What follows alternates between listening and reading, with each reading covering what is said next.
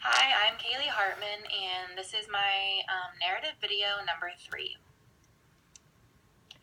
Alright, so first off, what have I learned in this assessment class? I can honestly say I have learned a lot.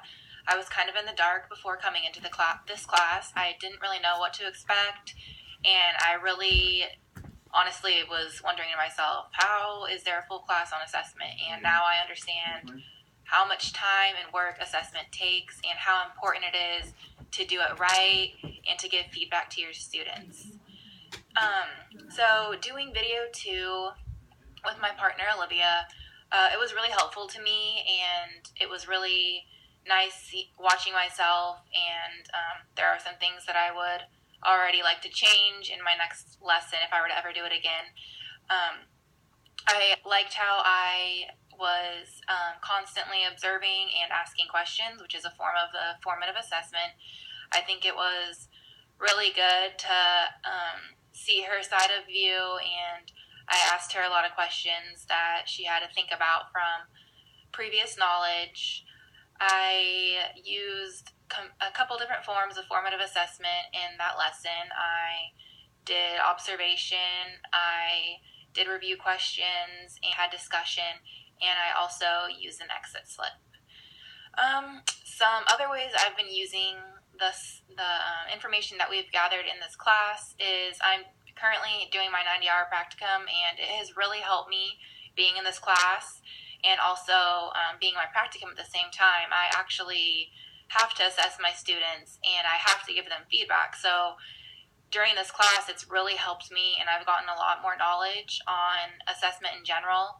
Giving my students feedback every day is really important to me, and also assessing them is something that I've gotten better at since being in this class, because now I know the different types of assessment. I don't have to just do, selected response. I can do personal communication, and there's a whole bunch of different things that I've been doing since learning all the things in this class. Something else that I didn't really know much about, the personal communication assessment, and I'm really believe in this, and I think that it's great to use in your classroom. I know that I'll be using it in my classroom someday.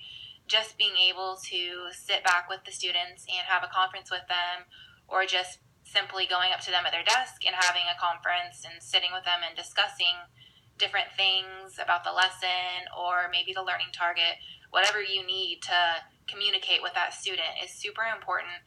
It shows them that you care because you're going to help them, and it also is great for them. Sometimes students don't want to come up to you because they're afraid or they don't feel like they should ask the question. So as a teacher, initiating that personal communication is really important, and it lets the student have a chance to voice their own opinion, and it also gives them some time to say what they would like. Some other things that have been helpful to me are the quizzes along with the practice problems. The practice problems were really helpful to me, and I learned a lot doing that along with the Stiggins quizzes that we've been having to do. I thought that they were really informative, and I learned a lot just by completing them, and it was also helpful working in partners because we could all discuss the problems together, and we kind of came to an agreement on what one we were going to pick. So continued, some other things that I've learned, giving feedback to students on the next steps assignment. That was actually really fun for me, and I had a lot of fun doing it. I liked being able to see what the students' work was, and then also comparing that to the rubric, what grade they got, and giving them feedback. I didn't know before this class how important it is to focus on the positives, not only the negatives. Seems like it should be common sense, but I guess I just had never really thought about it before.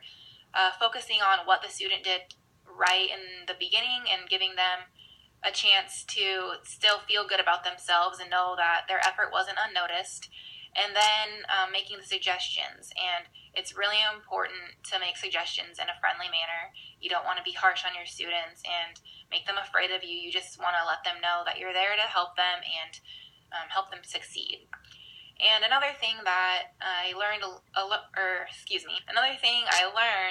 that was very important to me was peer assessment. I have used a lot of my friends in this class and had them look over my work, and looking over their work is just a great way to get a feel for what others think of your work and just getting feedback from them. Like, I went through and changed a lot of things just because I had never thought of some of the suggestions they had had. I just think peer assessment is super crucial, and it should be used in all classrooms.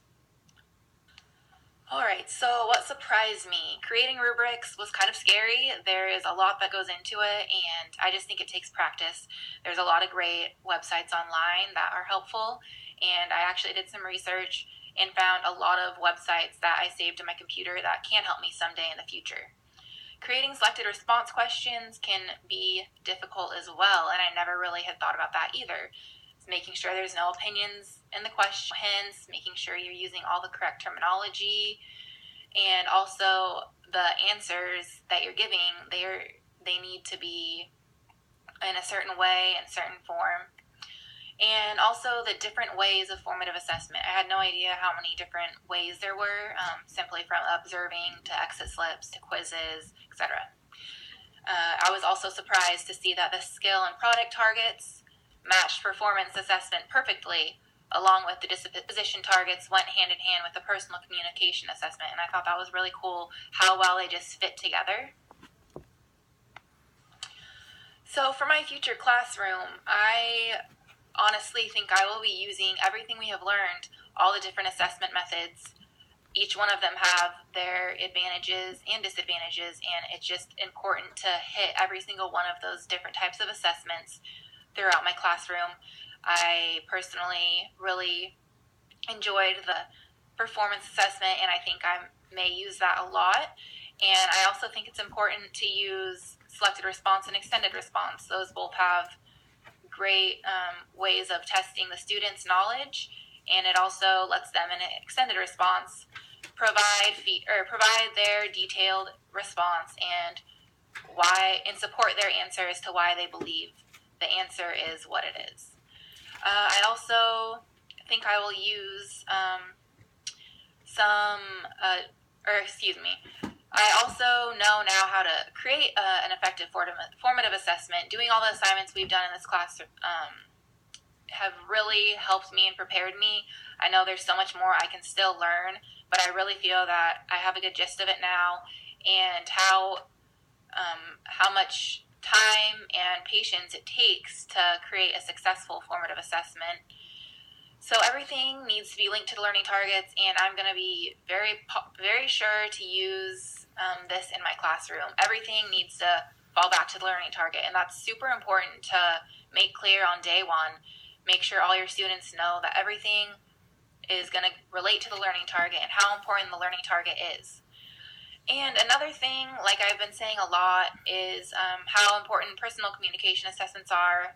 I've mentioned this in my last couple of slides, but just getting to know your students, communicating with them verbally, and making sure that they understand the learning targets and they understand what is needed of them. Dialogue, and just making sure that you guys are connecting on a new level so they feel comfortable with you, and conferencing is very important. Alright, well, this is concluding my third video, and thank you for watching.